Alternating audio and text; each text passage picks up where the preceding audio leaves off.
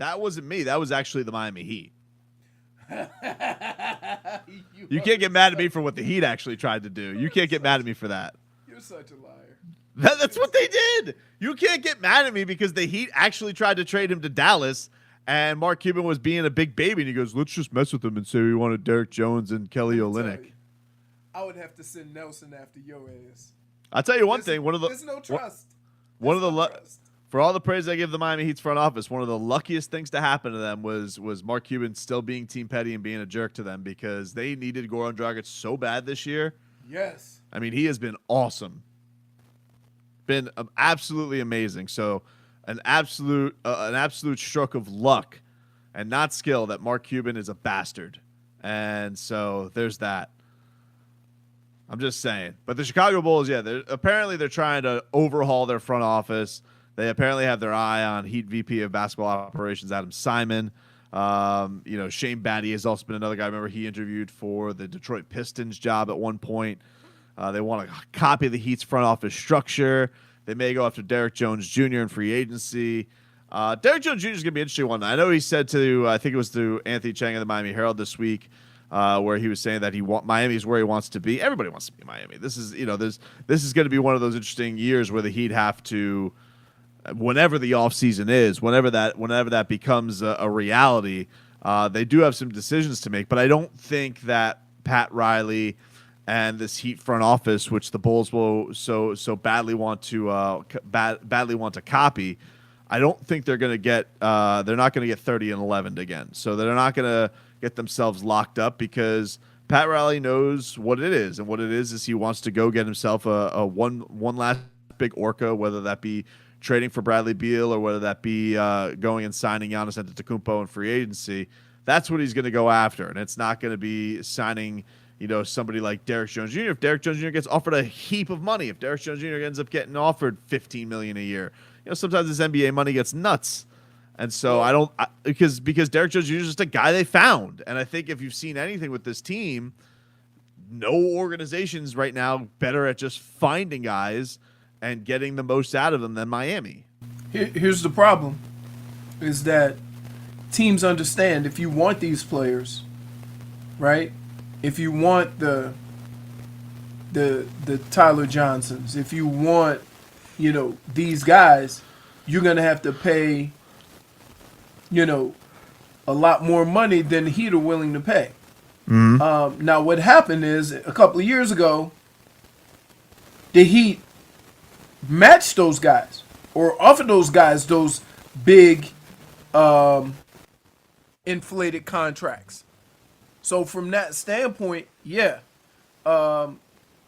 it's time for Derrick Jones Jr. to get his comeuppance, right? Yep. You don't know how many more contracts you're going to get, and this is going to be his first, maybe 3, 4, 5-year deal. So he can't get a 5-year deal, but 3 or 4-year deal. Yeah, 100%. So he's 23 years old. 23 years old. Turned yourself into this. It's time to get some money. Right, and so. I hate when people say, oh, he should take the Heat discount. No! It's your profession. Get as much as you can. Now, sometimes the money comes from a situation that's a little raggedy, and then you may choose to take less money. But I have no problem. Derrick Jones Jr. has earned the right to maximize his talent and get paid for that. And I'm not going to be mad if the Heat don't match it. I'm not going to be mad if he takes the money. Well, I think it's going to be interesting, too, because I know there was a report this weekend about the owners want the players to take like a 50% pay cut for this month. And they haven't missed any paychecks as of right now. But I wonder what kind of influence that's going to have on guys, taking discounts or turning down extensions. Like if you look at the Giannis situation, is this going to be something where he's not going to turn down an extension now because of all the stuff that's up in the air, what the salary cap will be with China, what the salary cap is going to be now with the lost revenue? Is this going to be something that influences the decision even more on a big time extension because he doesn't want to risk what the future salary cap may be? I look at it a different way. I look at it, if I'm Giannis, I said, thank God, right? Thank God I didn't sign the Supermax, because then I would be out on more money because they want the players to not get paid, which is understandable. But how would you like to have the rights to a player at a Supermax, but you only got to pay him a half of that for 1 year? I don't know. You see what I mean? Like half of. You're talking about what his salary will be next year because the games being reduced? Right. Is Say that if what the you games mean? are reduced and he's only getting a portion of that. Right. Like, yeah. Why would I sign the Supermax? I'll wait. Because guys like Giannis, this doesn't really affect guys like Giannis. Giannis is going to get the Supermax regardless of what happens to the salary cap, period. Okay? This is for the guys like remember when Tyler Johnson got his money? Hassan got his money? Yep. Those middle-of-the-road guys aren't going to get those max deals. Let's get the headlines. This is WAXYAM South Miami and WSFS-FM HD2 Miramar, a radio.com sports station. It's just adorable, though. The Chicago Bulls are just going to come in here and be like, oh, we're going to copy Heat culture. Hit the bricks. Yeah. Yeah. Knicks tried the same thing. A lot of people think that. How many people? Well, it's funny that you would say that. You know why? Why? What are the Dolphins doing? Oh, like copying the Patriot way? Yeah. Yeah, but not really. Not really, though. Like, they have Patriot employees, but in the end, what are they trying to do? They're trying to go get a top-of-the-line quarterback at the top of the draft, which is not what the Patriots did at all. The Patriots got extremely lucky. Let's be clear. Okay? Most teams that have that level of success, right, get a break at a key position. And they got a break when they got Tom Brady and all the stars aligned up to where the guy that they wanted to be the quarterback and Drew Bledsoe got hurt and Tom Brady came in and the rest is history. When you think of San Francisco. What about Joe Montana. Golden State Warriors too? Golden State Warriors, right? How all those guys came together, right? Draymond Green, second round pick. You got Klay Thompson. You got Steph Curry, who they ended up getting cheap because he had ankle problems. So he got a 4-year, $44 million contract to where he should have been making the Supermax 2 years into that $44 million contract, but they got him cheap. So there's things that happen, that you have to get lucky. So you can plan and do all you want when you're building a football team, a basketball team, or whatever. But at some point, you're going to have to get lucky with a couple of players, and they're going to have to outplay their contract, and you're going to have success in that window before you have to pay them. Texter said, I could see one stop, but Fizdale couldn't hack it in multiple places. Well, I mean, couldn't hack it. Like, he couldn't hack it. He got ousted in Memphis by one of the faces of the franchise in Marc Gasol. Like, he did a good job in Memphis. Like, that can't be denied. But, like, look, it's a players' league. I mean, Michael Jordan got coaches fired. Magic Johnson got coaches fired.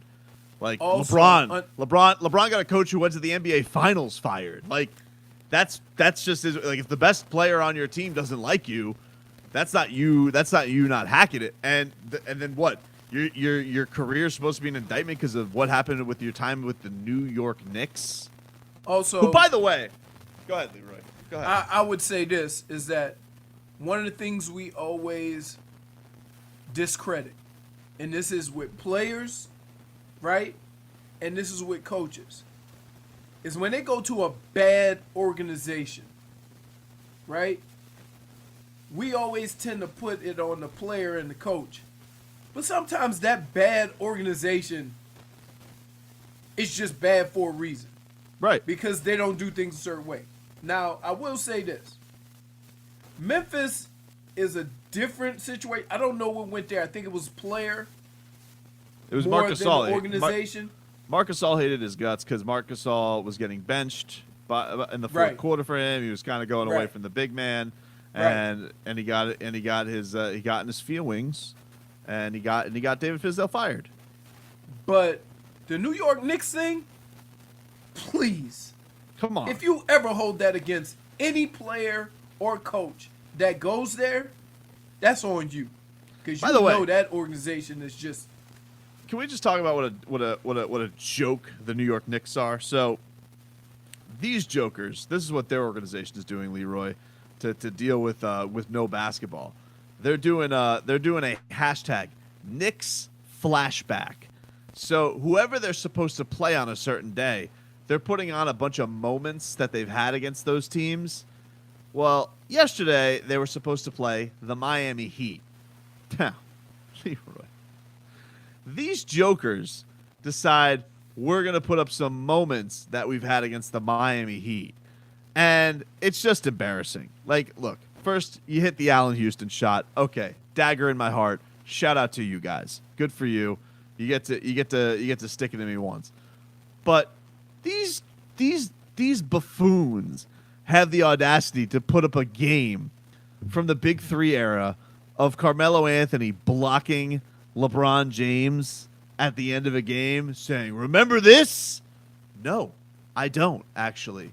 You want to know why? Because it was in the regular season. The only place you guys have been for the longest time. I don't remember what Carmelo Anthony did. But if you want to talk regular season, the Heat decided to respond with about 100 montages of Dwayne Wade roasting that ass. You know, the Danilo Gallinari make him bleed game, the game winner at MSG, Dwayne Wade also scoring a double nickel on their ass for a career high. Like, what are you doing if you're the New York Knicks in that situation? In their social media department, they're like, "Well, everybody, we got to do Knicks flashback today. Who are we supposed to play, Roger?" "Oh, we were supposed to take on the Miami Heat today." "Great, let's go after them." Why does it sound like Mickey Mouse? Because that's what the Roger the intern sounds like. And Roger the intern comes to them and he goes, "Oh, we were supposed to play the Miami Heat today, boss." "Great, let's put up some great Knicks moments against the Miami Heat." Let's put up that one time. Let's put up that one time where Carmelo played defense. Right. Let's put up that. Do we have? If I'm the New York, it's like, let's make sure also we keep out that moment where Amari Stoudemire punched the fire extinguisher. Don't forget, Roger. Don't forget to put up that moment where we got our first playoff win against the Miami Heat in 10 years, and we had it rain confetti, even though we lost that series 4-1. Like, could you have a more loserish franchise than what the New York Knicks are, and what they think they are? The thing that's adorable about them is what they think they are. They go out there, they think they're this great presence in the National Basketball Association. Well, really, they're a joke. They are a joke. And so I wish nothing but bad things upon them. Anywho, cannot disagree. Here's some headlines. Who's the football version of the Knicks? Possibly the Dolphins. No. Oh, really? No win since the 70s and what? Okay. No, here. There's a difference in being bad, but your intentions are good, and just being bad. You see, the Knicks, they have no, like, they're just all over the place, right? And they just do things that make no sense. And the Dolphins haven't been? I mean, like, look, and I'll say that every time they drafted one of these guys, or every time they took or signed a big name free agent that didn't work out, when they did it, nobody was complaining. Mm-hmm. So, like, yeah, everybody thought, okay, this is a good move. This is going to do X, X, and X. It didn't pan out, but it doesn't mean that the plan was terrible. Now they've decided to go a different route. And the one thing I'll say is this. As long as you have an owner who is committed to getting it done and is willing to do whatever it takes to get it done, your chances of actually turning it around are always going to be a lot better. Stephen Ross has always said whatever it takes. Sure. He may have necessarily not done it the right way, but eventually, because you have the support of your owner, let's keep in mind, everybody doesn't have that support. Every owner isn't willing to do whatever. Every owner has limits. So yeah, I get what you're saying, but and though Stephen Ross doesn't have quite the public embarrassments that James Dolan does, he still had some times where he stepped in it and has opened his mouth and has been like, "Oops." Yeah, the Browns or the Knicks. The Browns are almost too terrible though. Like the Browns are more so like the Sacramento Kings of the NBA. I'm telling you, like, yeah, the Knicks, because the Dolphins are a bit of a they're football royalty in a sense. Ready? They're very nationally popular. They haven't done elite winning in the 70s. They were kind of good in the 90s with some big stars, and since 2000 they have been a hot dumpster fire. I got one. Washington Redskins. Are the Knicks? Yeah. Just with and so when I look at it, I'm not only looking at the success they have had or haven't had, but just how they do things in general. Like when you think of the Knicks would have 2 first-round picks and take a big man with both picks. Sure. Like the Redskins drafted 2 quarterbacks in 1 year. Like just stuff like that. Their owner, you haven't heard from him in a while, but their owner was in the forefront for most of the time. So this guy texts in, always hating on the Knicks, but they're the number 1 value franchise in the NBA. $4 billion. Hey, listen. I can't help it, Leroy, that stupid building, Madison Square Garden, is the number 1 tourist trap in all of pro sports. I can't help that, all right? That you guys happen to be in a number 1 tourist destination where people go left and right, be like, what should we do today? Let's go to the Garden. Let's go. They say it's kind of a good place, but let's go check it out. Let's go, just cause. Let's go see what's going on there. Look, New York Knicks fans, that place has turned into a let's go Heat haven for the last decade. I know it kills you. Yeah. I know it kills you to hear that, but Brooklyn, New York, Washington D.C., Atlanta, Georgia. Every time I hear the Miami Heat play, every time I watch the Miami Heat play there, all I'm starting to hear during the games, because you're getting your ass whooped, is, let's go Heat, let's go Heat, let's go Heat. I know it pains you because you're all out there feeling froggy, thinking that you're God's gift to basketball. You're not. But to think, Leroy, could you imagine feeling that I'm going to identify my organization by what they would sell for? What the value would be? Yes, congratulations. Things in New York sell for a lot of money. Congratulations on that. I hope you feel absolutely fantastic about it.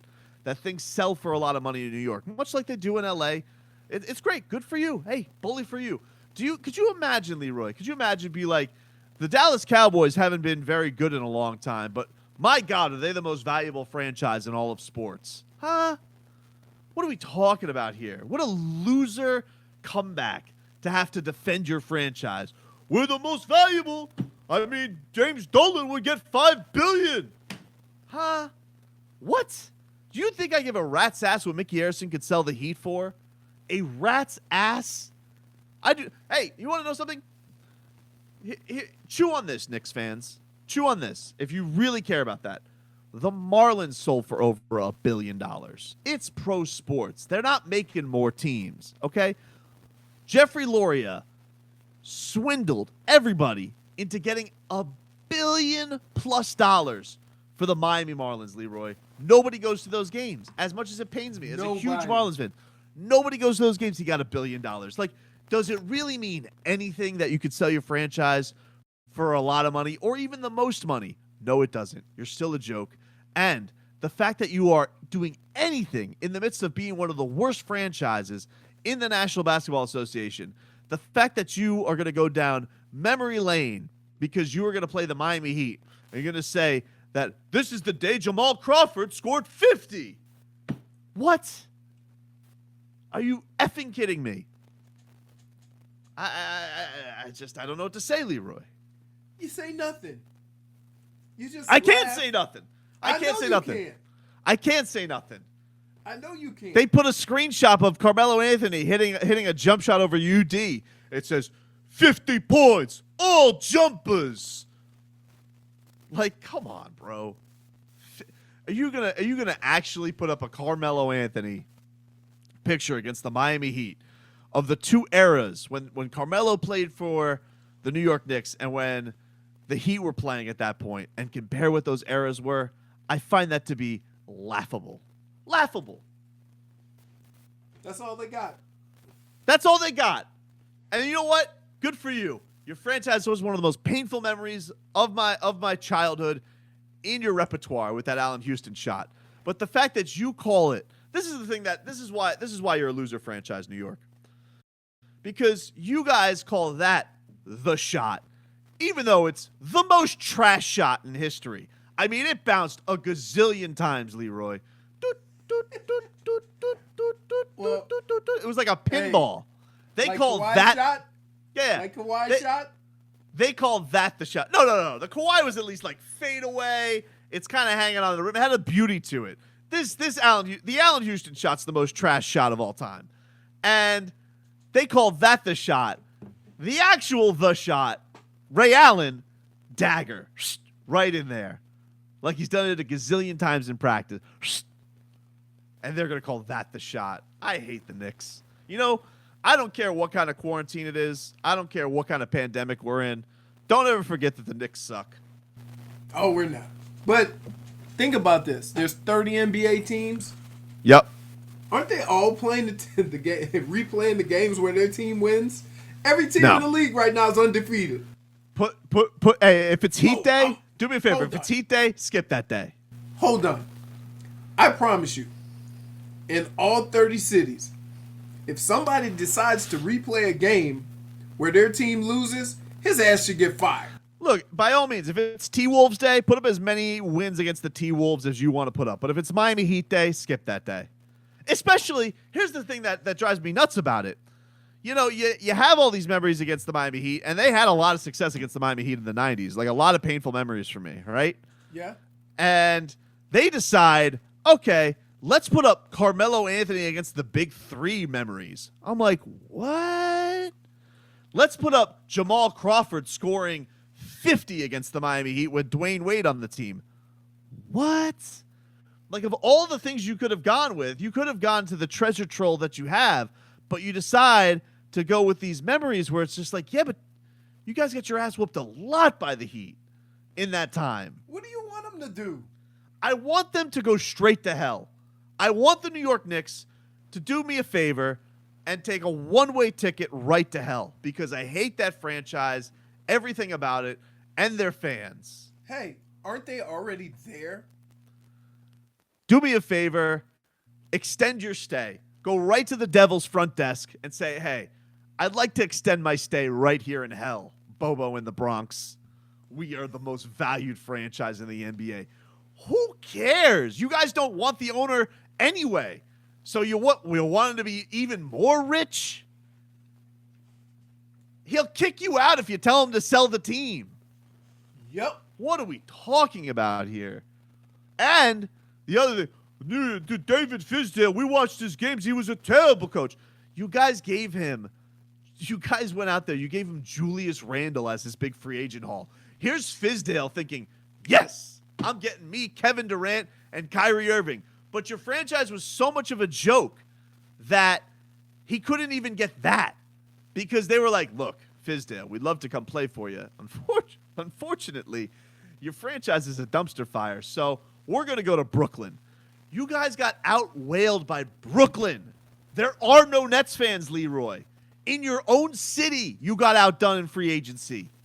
Do you know how embarrassing that is? Wait, they got Alfred Payton? Oh, without the cool hair. Without the cool hair. I didn't even recognize him. I didn't even know it was him.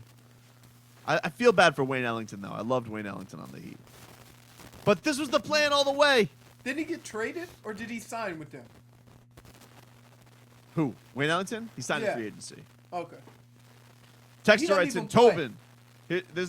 This is Rich, Leroy. Tobin, you forgot that the Heat sucked for many years. I'm also a Heat fan, but you sound ridiculous. and your radio station is playing games that they're not playing. Look, they're just looking for programming, first of all, sir. Don't judge on that. The Heat aren't out there playing games like they were back in the 80s and saying, remember this great win against the Bulls? No, we would never do that. All right, so don't be a joker. Second of all, the Heat have sucked for many years. Yeah, when's the last time, though? When's the last time they've had a run like the Knicks have had? 30 years ago? When they were expansion team? With the spin doctor?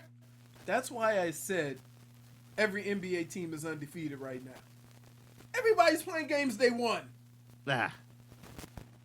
Pick other games if you're the New York Knicks. Really? Yeah, pick other games. Go ahead. Find other games, pick those, and go straight to hell.